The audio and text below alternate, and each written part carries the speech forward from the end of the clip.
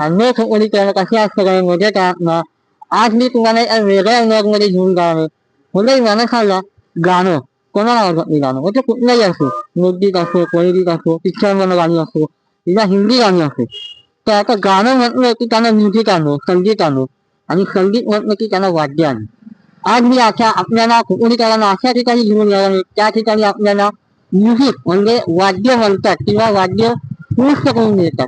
अशा ठिकाणी मी घेऊन जाणार अशा ठिकाणी मी तुम्हाला घेऊन आणणार. त्यांना का आपण तिथे भेट देऊया.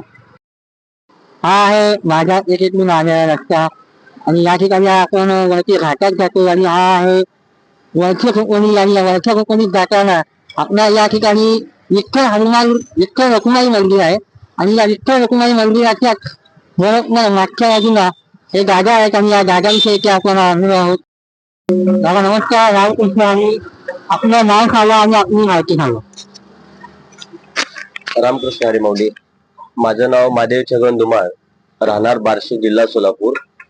आणि माझं अजून एक कुटुंब म्हणजे माझे बंधुराज राहणार जेजुरी येथे एक आपलं दुकान आहे. आणि आम्ही गडशी समाज या जातीतून येतो.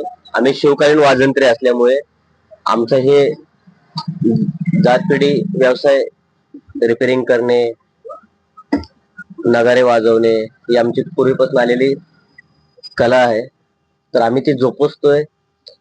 आणि ह्या शहराचे एक वैशिष्ट्य म्हणजे खूप छान आहे सर्वजण लोक आणि संगीत प्रेमी लोक असल्यामुळे आम्हाला या खोपोलीमध्ये आमचे मित्र अमित कुलकर्णी, आमचे तुकाराम मोरे, दिनेश पाठक, अप्पा मसूरकर साहेब,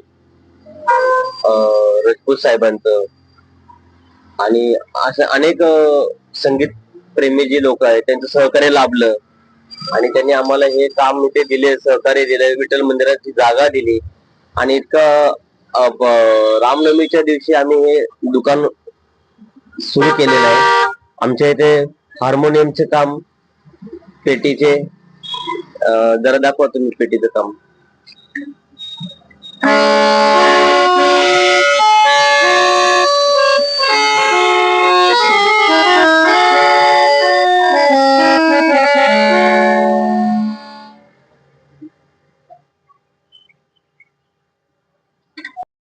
म्हणजे आपण जाणून घेतलं की महादेव माऊली आणि महादेव माऊलींनी आपल्याला आता माहिती दिली आणि त्या माहितीच्या आधारे आपण नक्की इथे भेट द्याल आणि मला खात्री आहे, मला नक्कीच खात्री आहे.